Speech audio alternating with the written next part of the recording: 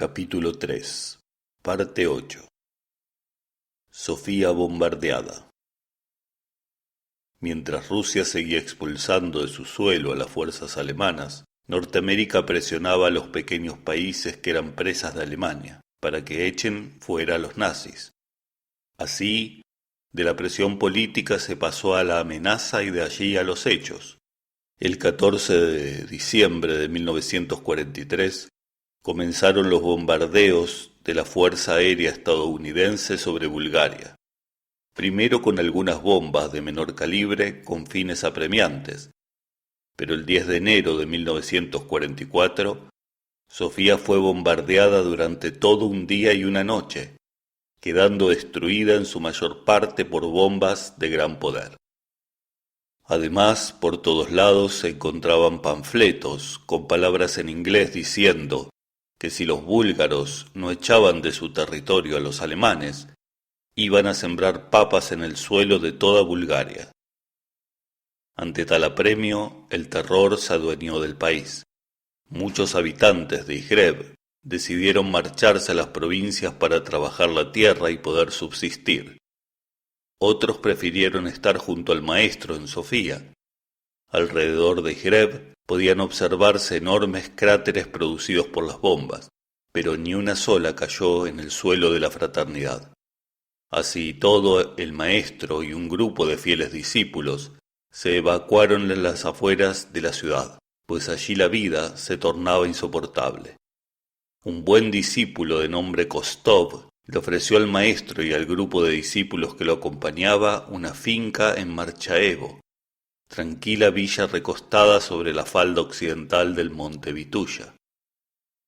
El ofrecimiento fue aceptado de buen grado y allí se trasladaron. De inmediato quedaron cautivos por el lugar. Marchaevo era un lugar muy bello, sus casas solariegas, sus chacras y viñedos, sus robledales y alamedas, la gran cantidad de surgentes y arroyuelos que bañan sus tierras de asombrosa fertilidad, hacen de la villa un espacio ideal para habitar, disfrutar y trabajar. Además, era el sitio que contaba con el mayor número de discípulos de la fraternidad. En su mayoría, sus habitantes era gente enérgica, laboriosa y caritativa. Cada uno de los hermanos de Marchaevo puso su propia casa a disposición de los discípulos, que debieron abandonar Sofía, poniéndolos a resguardo de los grandes peligros propios de la guerra. Emildarev, quien por razones de trabajo debía permanecer todo el día en Sofía, después de cada bombardeo volvía por la noche a la villa llevando las noticias de cuanto había sucedido en la ciudad. Así se acostumbraron todos a esas tertulias nocturnas en las que se mezclaban los tétricos relatos con la palabra siempre alentadora del maestro. Los bombardeos continuaron durante los meses de febrero a junio. Al agudizarse los ataques, aún la paz habitual de Marchaevo solía quebrarse con el ruido, aunque lejano, de las sirenas y el estallido estridente de las bombas. Entonces, el maestro y algunos discípulos decidieron subir cada mañana al Vituya para orar y meditar en los bosquecillos que abundan en las estribaciones más bajas de la montaña. Allí, semiescondidos entre los pinares, a veces podían ver los bombarderos norteamericanos aparecer por detrás del monte para lanzarse en picadas sobre la ciudad. El resonante rugido de la guerra era estremecedor.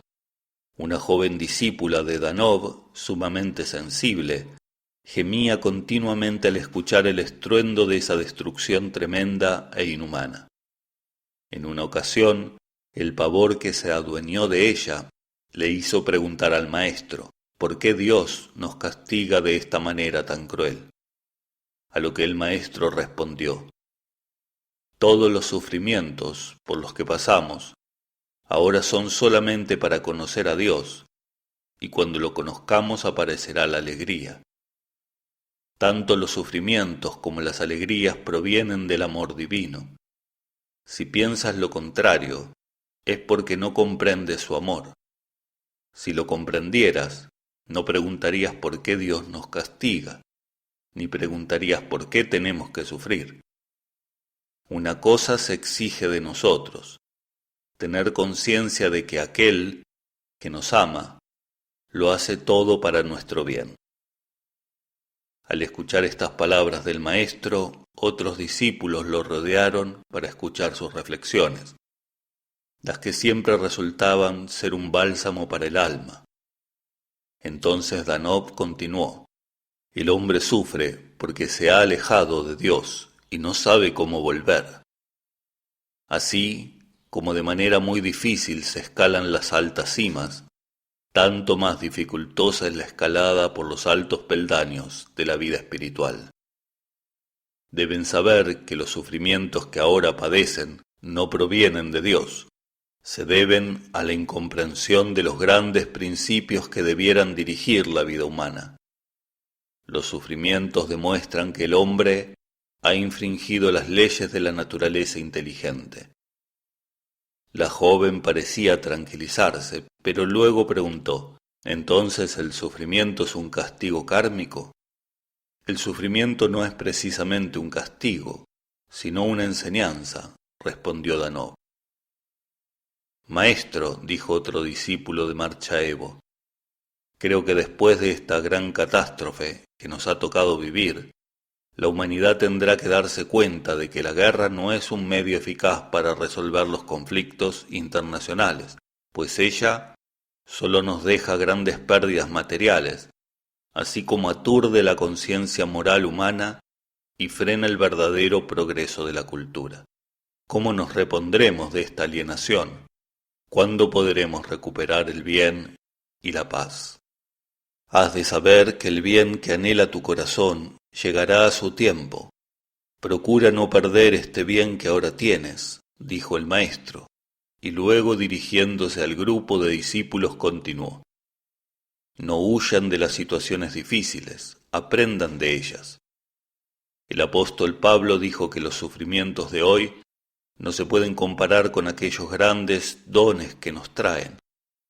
Y el salmista también expresó el mismo concepto cuando dijo: me hizo bien haberme entristecido. Esto significa que mediante los sufrimientos, el amor prepara las condiciones para nuevas alegrías, y este sufrimiento actual que estamos padeciendo también es una condición para futuras alegrías. Los grandes hombres han pasado a través de muchas contrariedades, pero también han pasado por muchas alegrías que la gente común no conoce. El hombre que ha sufrido mucho suele ser blando, virtuoso y comprensivo con los demás. Es claro que tanto el hombre corriente como los grandes hombres de la historia humana sufren. Solo que el hombre corriente sufre y se endurece, mientras que el virtuoso sufre y se eleva. Un joven estudiante de Villa Plataya también quiso participar y preguntar al maestro: ¿cuál es la finalidad del sufrimiento? La inteligencia, respondió Danov. Luego puso énfasis en una frase que los discípulos no olvidarían nunca: si después de sufrir te vuelves más inteligente, ese sufrimiento tuvo sentido, pero si has sufrido y no has obtenido inteligencia, este sufrimiento ha sido inútil. Maestro, ¿qué importancia tiene el pensamiento cuando se sufre demasiado? Fue otra de las preguntas del discípulo, a la que Danov respondió: cuando el hombre sufre, su pensamiento va cambiando paulatinamente, se crea una nueva conciencia más despierta y abarcante. Esta es la importancia del sufrimiento. Los dones que nos otorga la naturaleza viva son estos sufrimientos inteligentes. En ellos se ocultan las experiencias mediante las cuales el hombre se desarrolla. El fruto de estos sufrimientos son los impulsos que hacen crecer a la humanidad. A cada hombre le son dados tantos sufrimientos como necesita para el desarrollo de su alma. Han de saber que los sufrimientos no vienen al azar. Cuando yo les hablo de ellos, comprendo los sufrimientos inteligentes. Acuérdense de los sufrimientos de Job, de Jesús. Esto les dará una nueva comprensión de la vida.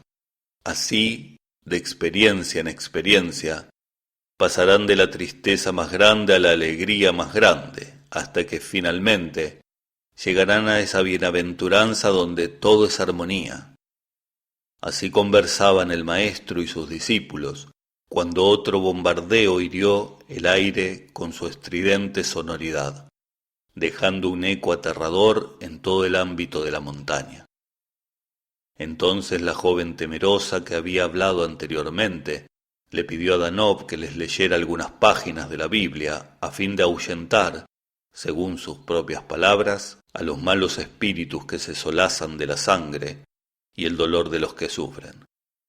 El maestro permaneció unos instantes sin responder, pero luego dijo muy pausadamente, como intentando ser mejor comprendido: la palabra divina no es para los malos espíritus, pues ellos no la pueden oír.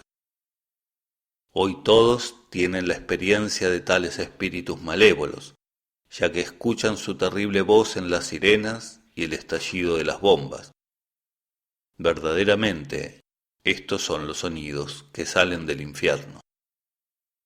Maestro, me siento aterrada con solo pensar en ello, respondió la joven con voz temblorosa.